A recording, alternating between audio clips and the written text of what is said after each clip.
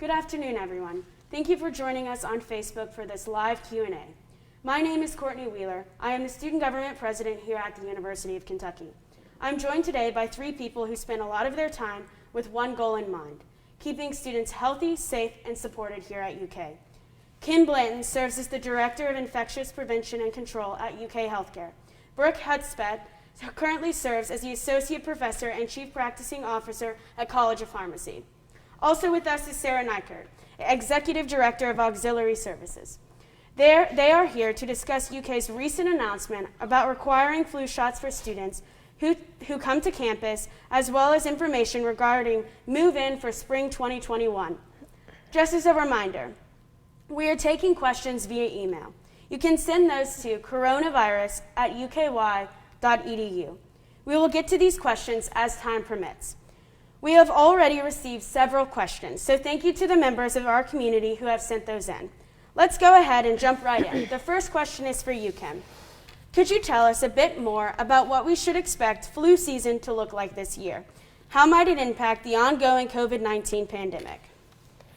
So Courtney, I can honestly say it's still uncertain what we're going to see during this 2021 flu season. We ended the 1920 season. Of course, on the end of it, we ended up with a pandemic. And so for the last 7 months, we've been trying to focus on that. But what we do know is that having the flu and the COVID-19 virus can absolutely increase your complications and your risk. And so what we want to do is try to mitigate as much as we can going forward. We know that the flu, we know in past years when you get the flu, over 500,000 people are admitted to the hospital, and we've already seen how many people have been admitted from the COVID-19. So we do think that as uncertain as it is, that if we continue to do what we're asking people to do with social distancing and masking, we can have a very low number of flu this season. We did see some of that in the Southern Hemisphere. That's how we build our flu numbers and our predictions for the flu season, and they did see, due to all of the COVID-19 preparedness, that they had a lower number of flu. So that's what we're hoping for. That's awesome. I hope so as well. Brooke, we'll move over to you. We know the university is now requiring any student who comes to campus to receive a flu shot. Could you speak to why it's so important that students receive this shot? Yes, so as Dr. Blanton just said, just overall, as we think about coming into the flu season, added on to COVID-19, it's really important for us to ensure that our students stay as safe as possible. Additionally, you just think about the stresses on the healthcare system as a whole, and even more specifically what we're doing at the university, and we just felt that it was really important to try to keep our students safe and to be able to maximize our resources as we navigate through this. Dr. Blanton, is there anything else you think we should add? No, I echo what Brooke just said. I think, the more that we can do to protect the students from any other virus that causes respiratory complications, I think is for the better of their health. For sure. Brooke, we're going to go back to you. How do students go about scheduling this flu shot? Yeah, that's a great question, and probably the simplest answer that I can give, because we do have so many different ways that students can get their flu shot. But if they go or visit the website go.uky.edu/flu shot, it will give all of those opportunities for them to be able to go and get a flu shot. But our goal was to be able to make this as easy as possible for students, and so we've opened up various areas across campus that students can visit to get their flu shot. So we actually have one that's ongoing right now at the Student Center. We will have a more consistent presence there Monday through Friday, beginning next Monday for the last 2 weeks of October. Additionally, we will have a place that students can go over at the 90, also Monday through Friday, 11 to 4 Monday through Thursday, and 11 to 7 on Fridays. And then also over at Kroger Field at the President's Pavilion, students can go there Monday through Friday from 8 to 4, and we also have a couple of Sundays set up beginning this upcoming Sunday from 1 to 6, and both of those Sundays the last 2 weeks of October. Additionally, students can make an appointment to go to University Health Services to their clinic.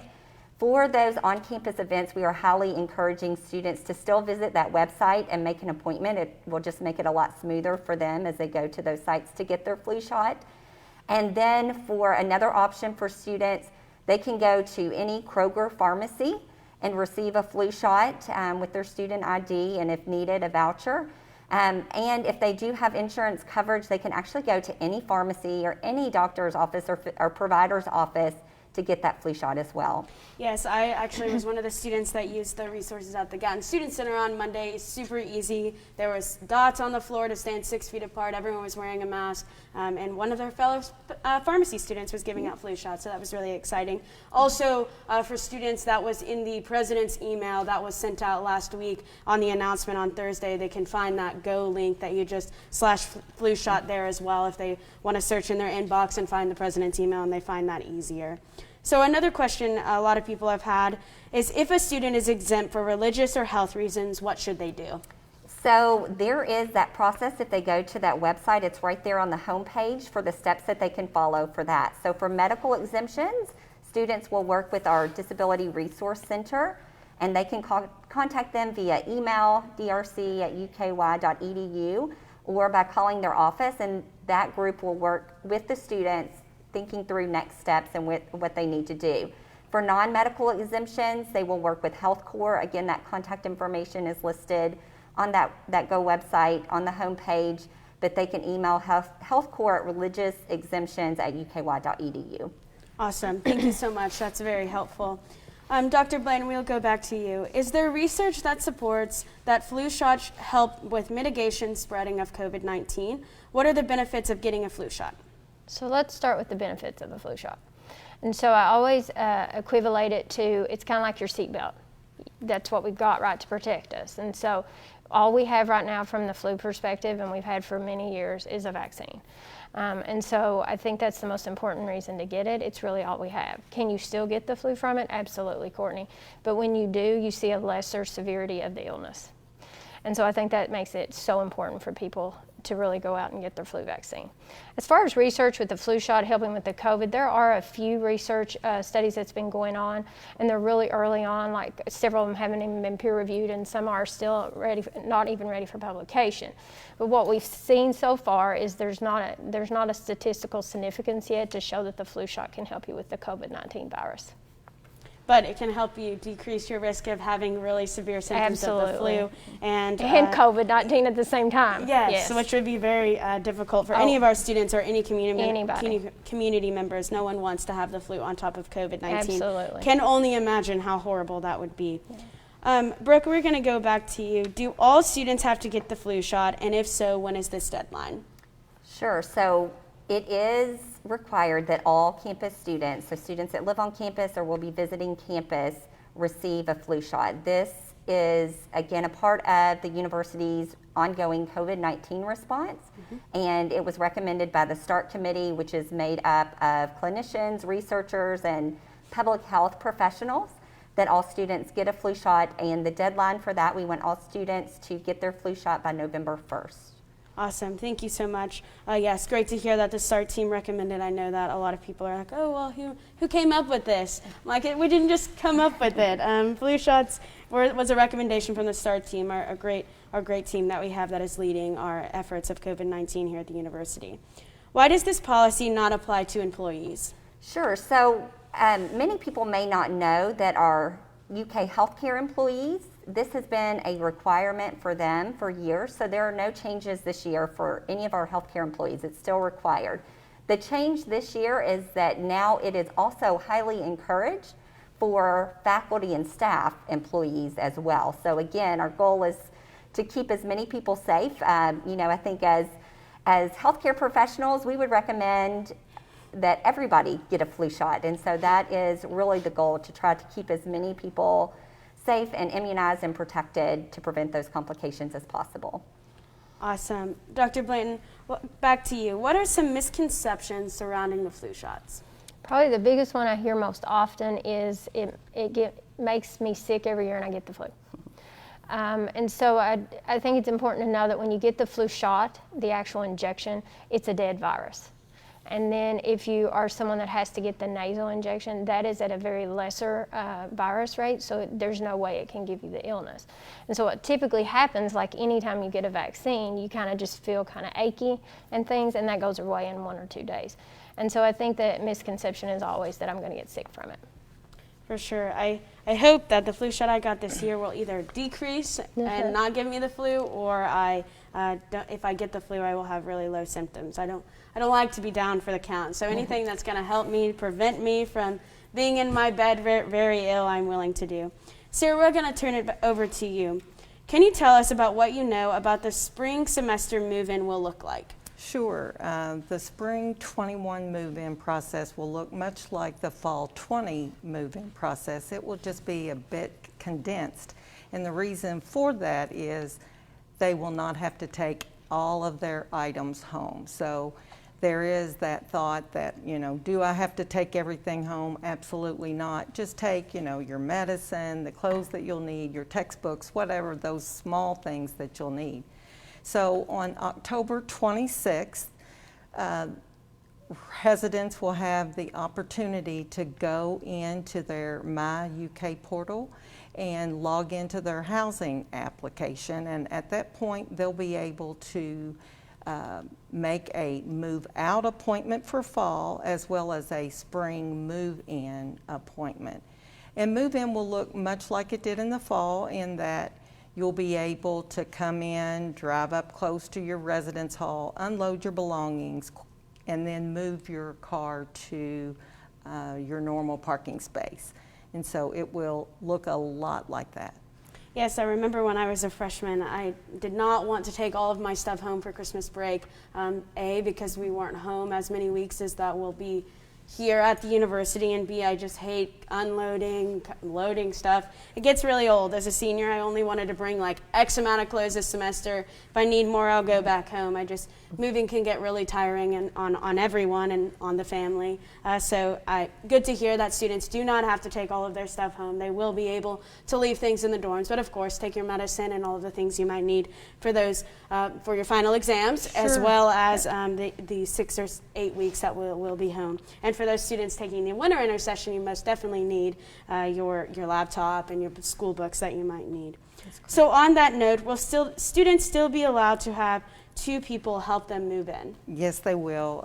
The maximum amount of 2 guests will be allowed to move in with them, help them get settled and back in. So yes, that's still allowed, still welcomed. Awesome, thank you so much. I know a lot of people's families will be great to hear that they can bring their child, and both the mom and the dad or their loved ones can come and help them as well. Right. So what other health and safety protocols will be in place during move-in? Right, well, all the multi-purpose space, kitchens, lobbies, those kinds of places, the elevators will be sanitized while they're gone for the winter break. So when they come back, things will be clean and ready, as well as all of the hand sanitizers will be refilled. We will ask that you continue to wear your mask, you stay apart from one another as you move in and those kinds of things. 2 people are allowed to stay in the elevator or to ride the elevator together. So many of the same processes that we've been following for fall will be in place for the spring semester as well. And all of this information will come out through an email to everyone right away. So you'll get this information, and so you'll be able to click on it. It'll walk you through the process of how to get your move-in appointments and your move-out appointments. So you talked a little bit about on October 26th, students will be able to make that appointment. Will they get an email, or will they just need to go log on to their My UK and make that appointment? They absolutely will get an email that will walk them through the process. The move-in appointments will be January 22nd, the 23rd, and the 24th from 9 a.m. until 8 p.m. because we want everyone to be in for classes that start on the 25th. So yes, the move-in appointments will be there. They'll be in half-hour increments for those returning from the fall. But if you're new to housing and you'll be moving in the spring, then the 1-hour appointments will be available.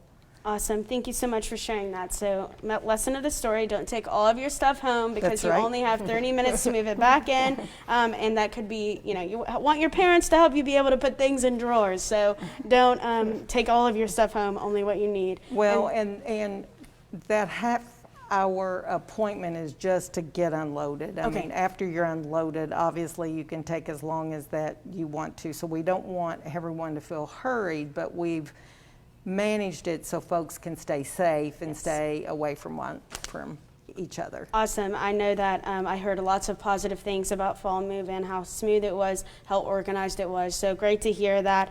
Very similar processes will be happening in the spring. Great to see not long lines. When I moved in, there were much longer lines. The week after I moved in, there was a lot longer lines when all of the rest of students were coming back. So great to see that they've kind of spread that out and much less lines, much more time not consuming. It's much quicker than before. So I really appreciate you answering that. And so students who are living in the residence hall, for sure check out your emails on October 26th and get your flu shot in the meantime. But thank you all for taking the time to be with us today. We look forward to making it to Thanksgiving and coming back for the spring semester.